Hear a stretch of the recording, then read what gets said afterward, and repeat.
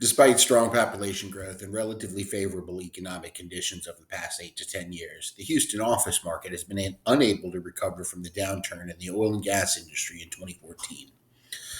To provide some context, the overall market rent was about $30 a square foot in 2014, with vacancy right around 10%. Current market rent stands about 29 a square foot, and the overall market vacancy rate is about 19%. It's difficult to comprehend zero to negative growth over a 9 year period, but that is the result of the new office buildings being developed without sufficient demand here in Houston. The situation existed even before the shift to the remote work post pandemic, which further exacerbated the problem. Although Houston has seen relative success in getting workers back to the office compared to other markets, it simply isn't enough to make a significant impact.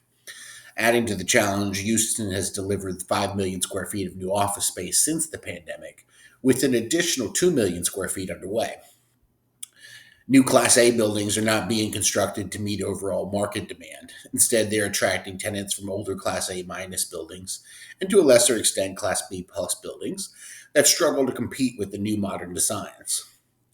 This trend is evident in the current vacancy rate of Class C buildings, which have a healthy overall vacancy rate of 11%, as they have been largely unaffected by the dynamics in the Class A market. When all these factors are considered, there's little reason to expect a change in overall conditions in the near future, and it's possible and reasonable to assume that a significant number of older Class A and Class B plus buildings may never recover. Now, it's worth noting that the dynamics mentioned above impact all major inner city office hubs, including downtown, Greenway Plaza, and the Galleria markets. Given Houston's expanding geographic footprint and companies making concessions to bring workers back into the office, I anticipate that suburban markets such as the Woodlands, the Energy Corridor, and Clear Lake will recover, unlike the inner city office hubs.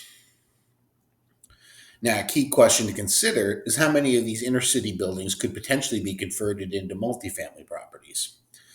In summary, the Houston office market will continue to see some winners and losers, and it will likely take another 10 more years for the overall market to strengthen enough to support the struggling buildings. And it's highly probable that the overall vacancy rate will exceed 20%. It could reach the 23 to 25% range if additional buildings continue to be constructed. Major concessions will remain common, and aside from a few exceptions, rent growth will be non existent for the foreseeable future. Now, if you're in need of an experienced commercial real estate broker, I can be reached at 281 222 0433. Appreciate your time and have a good day.